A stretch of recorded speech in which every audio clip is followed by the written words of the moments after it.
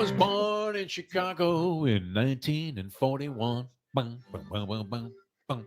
I was born in Chicago. All right, enough of that, right, Mike Lubie? Look, it's morning, everybody. The morning briefing. I hate to scare you out of bed and I get you started in that hideous fashion with me singing, but tonight the NFL week kicks off, and if you were born in Chicago, you probably want to deny it, or maybe even put a line through the city, make it Peoria or something else, because the Chicago Bears are going to take on the Carolina Panthers in what has to be deemed the stiff bowl of all time. Chicago Bears hosting. That was the great Paul Butterfield, by the way, inducted into the Rock and Roll Hall of Fame, but they induct all kinds of people. I'm not saying he wasn't deserving, but I don't know that he was a rock and roller so much. But now with Dolly Parton going in, they have all different genres. They got rap people going in there. So well-deserved induction a few years back for the great Paul Butterfield. Born in Chicago in 1941. And you almost have to go back that far. I guess 85. When was the last great Bears team?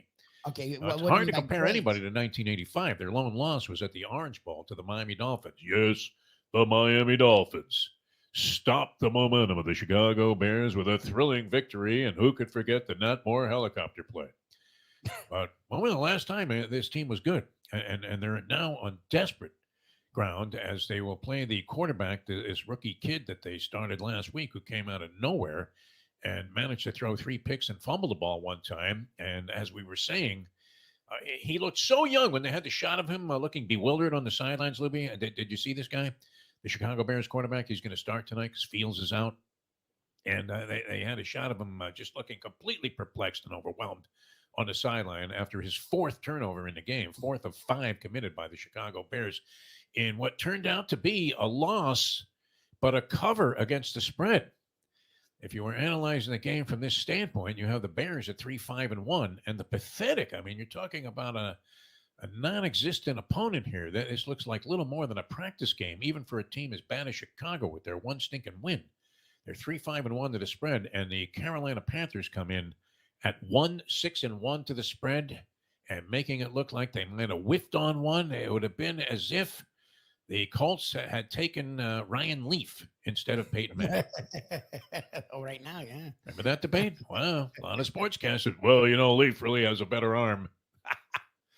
Unfortunately, his mind was a little bit on the blink, and Peyton Manning turned out to be one of the great quarterbacks of all time. Well, what isn't Peyton Manning featured on? You talk about Travis Kelce. I thought I saw Travis Kelce selling feminine douche products the other day on TV.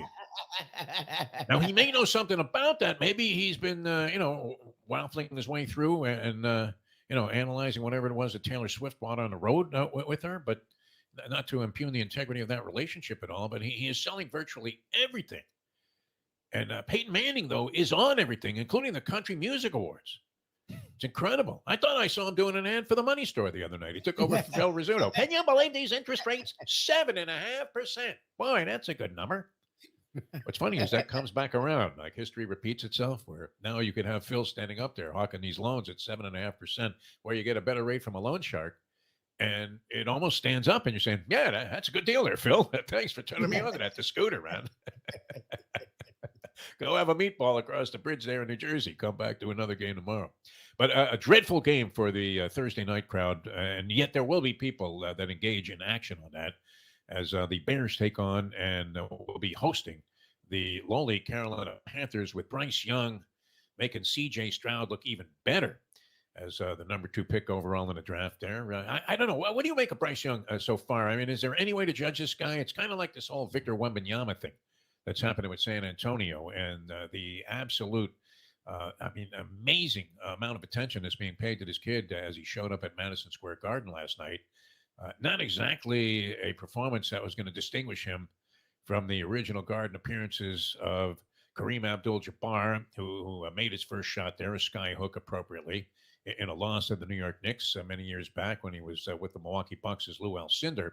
And, of course, Wilt Chamberlain, I believe, in his Garden debut had 43 points, Louis, and 28 rebounds.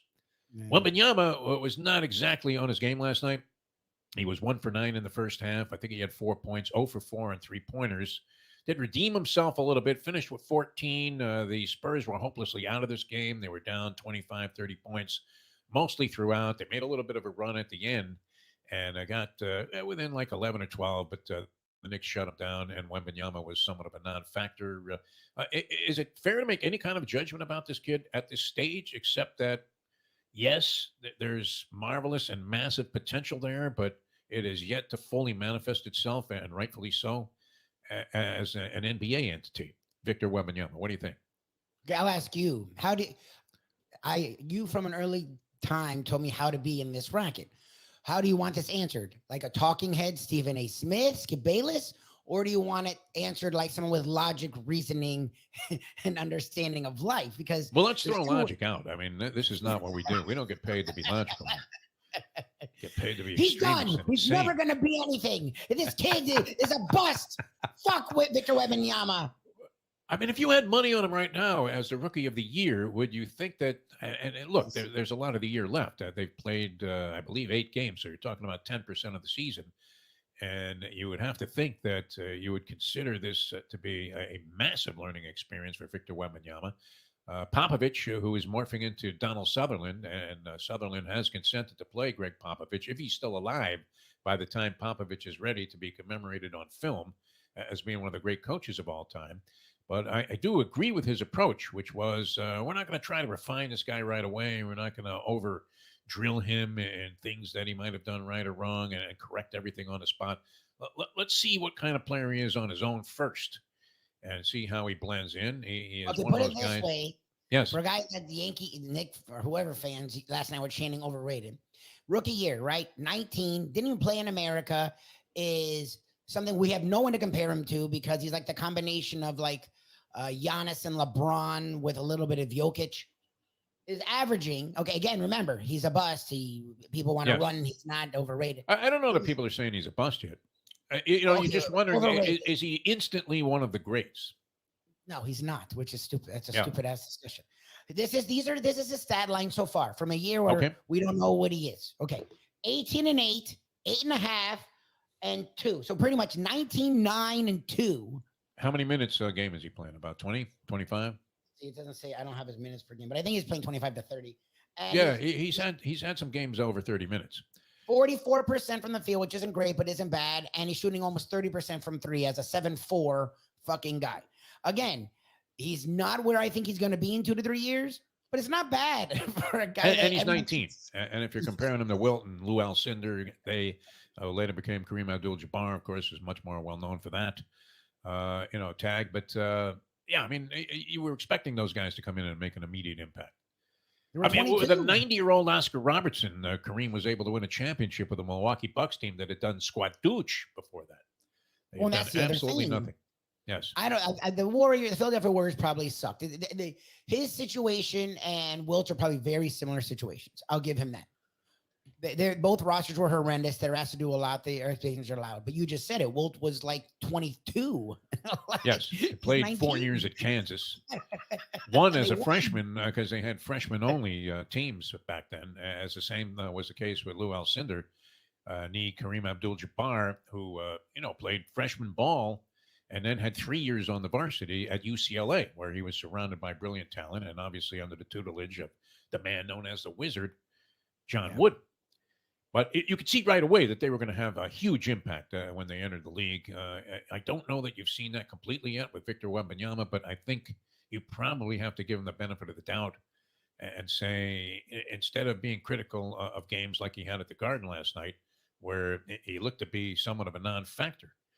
But, and at 7'4", can you possibly do a disappearing act in a game? No. I mean, you could see the guy clearly out there, but I think it's a premature evaluation. I don't know. Does he even win Rookie of the Year? I guess if he comes on and plays like he did during the 38-point game that he had, if we see more of those. But are there other guys that might make the case for Rookie of the Year? Holmgren is having a nice start. I looked at Holmgren. Holmgren's numbers are worse. He's 16.6.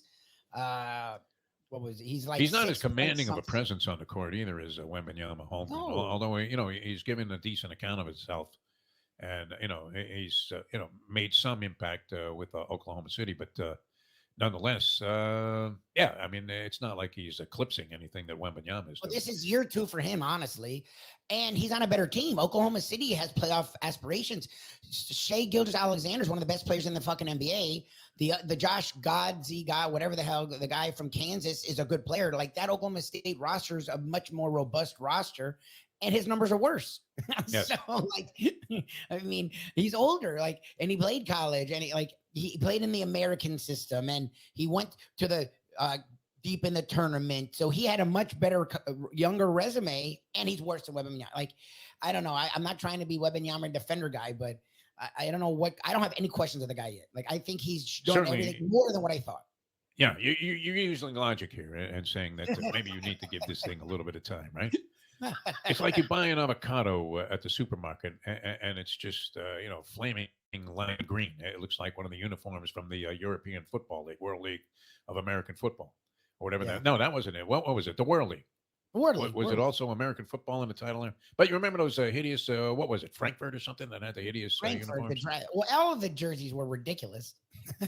Yes. This is before everybody was wearing neon and it became in fashion. I don't know what was the catalyst for that. Maybe it was these hideous uniforms. No, it was Oregon. Oregon did it after, but they started. The World League had with the dragon with flames, and it was like fucking the most ridiculous thing ever. It was like Arena League. Yes.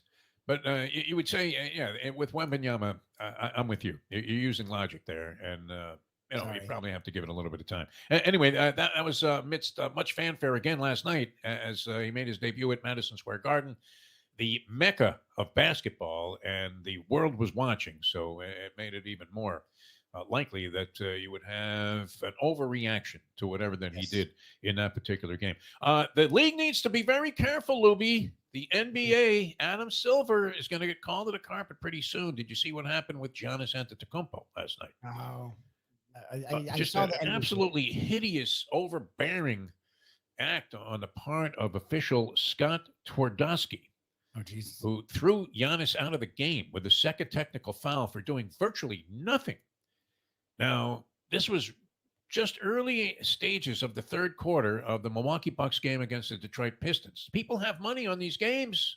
Yeah. Scotty, or maybe he was well aware of that.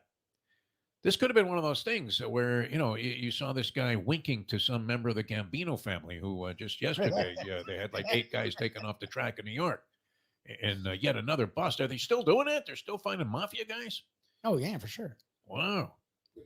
But this might have been Tim Donaghy all over again, where you throw Giannis out of the game on a meaningless technical foul call when you know he's already got one, and you were the guy that called the first one on. When does Giannis get texts? That's the thing. He's always a gentleman, this guy. Yeah, he's not LeBron. Like, LeBron literally acts. LeBron's crying the entire game. Hey, I got foul. When are you going to give me a call? Giannis doesn't do that. He's not that bad. No. Some guy hits him over the head with a baseball bat like he ran into Ray Donovan in the paint. And he just, looks at the official and gives him, one of these. But anyway, they're going to have to be careful. I mean, tossing guys out of games like that, and it ended up being a very tight game between the Bucks. I remember making a mental note last night, Lubie, that I was looking at the scores of NBA games while trying to take in both the Heat in their battle against the Memphis Grizzlies with out Ja Morant in the lineup. He's going to be sitting out, almost a third of the season, because of his obsession with making videos that involve, what is he doing? He's just waving a gun there like he was OJ in the back seat with AC Cowlings. He's got a gun to his head. It's like, great. That's a nice image for the NBA. But nonetheless, without Ja Morant, the Grizzlies fared pretty well last year when Morant was injured and suspended various times. Yeah. But not the case this year. I don't know if they have a different... As annoying as Dylan Brooks is, he fit perfectly on that team, and he would take over as like the leader. Because he was an asshole, and they need that without Morant in the lineup. Just a complete asshole, Dylan Brooks. He gets thrown out of the game, you're happy. Well, he's a scumbag. Giannis with money riding on the Bucks, you're not a happy person whatsoever. I mean, the investigation should be triggered and immediately spawned on a number of fronts if this is going to continue, this kind of behavior by the officials in the NBA. Oh, by the way, did you see who got hurt for the Heat last night? Yes, Tyler Hero. Is he never bad rolling of the ankle? Yes, I saw the play. And so he's going to miss a couple of weeks. The Heat had won 3 in a row, including this win over the Grizzlies. 108-102 was the final there. But Tyler Hero, who was the subject of every trade rumor going all the way back to Joe Barry Carroll. The Celtics not only got the chief and the rights to Kevin McHale, but they also had the future rights to the embryo that at the time was Tyler Hero. Every trade involved Tyler Hero in the offseason. Pat Riley tried to sell us on the idea that that was not a consideration at any time, that they always believed in Tyler Hero. Comes out on fire, almost as if he had the proverbial chip on both shoulders. Yes. 2 big blocks. Yep. And while he was a good player last year, a very good player, he started out like a house of fire so far this year and had 6 points in the game in the first quarter. Has been the main catalyst behind the Heat's, could you call it somewhat of a mini resurgence here, winning 3 in a row now. And rolls an ankle, bad one though. I mean, he went into the paint and stepped right on it. You know how that goes, Lubie. Oh, no, that's where you're like, no, don't turn over. And then it does. It's like, ah. And he limped out of there, and I mean, he actually looked like he was playing hopscotch. Went out of the arena, going to be out at least a couple of weeks. So not a good sign there for the Miami Heat. How many guys named Hightower do the Heat have? do the Heat have? They just have Highsmith. Highsmith, not Hightower. Highsmith. I think they signed Alonzo Highsmith, I believe. All right, enough frivolity here. Good one tonight. What do you think, Chicago? Would you lay the points here against Carolina at home with this cornerback who was responsible for 4 turnovers in his initial performance? Oh, Jesus. Undrafted free agent. And 3.5 you have to lay with the Chicago Bears. What do you think, Libby? Wait, I was going to look. You want to bury the public or you want to just get out of here? Is it at Carolina or is it at Chicago? It's at Chicago. From Soldier Field in Chicago, Illinois. The Chicago Bears, led by the great George Halas, take the field tonight. What do you think? I guess I'd lean Bears, I guess. I don't know. I'm waiting for Bryce Young to figure it out. All this Stroud's annihilating the competition stuff is not looking. I think we go with reverse osmosis on this. The kid was so bad in his first game and his first appearance, Chicago quarterback in relief of Justin Fields, that I think maybe he can't be that bad tonight. Yeah. And Chicago prevails because I don't think much of Carolina. The only time they looked good was against the Dolphins in the first quarter and a half of that game they had here at Hard Rock Stadium. Other than that, and they do have 1 win, but I think even that was ugly. Yeah. Was it not like a 10-7 game or something like that? Just total ugliness. All right, we have to get out of here. Thanks so much for tuning in. It worked, Lubie. Whatever you did, it worked. We got on the air. I'm not sure people are going to be happy about that, but we're happy you tuned in to this edition of the morning briefing on nofilter.net. For Mike Louie Lubitz, I'm Jeff DeForest, and I'm very optimistic now about a lot of things. We will see you tomorrow on the next edition of the morning briefing.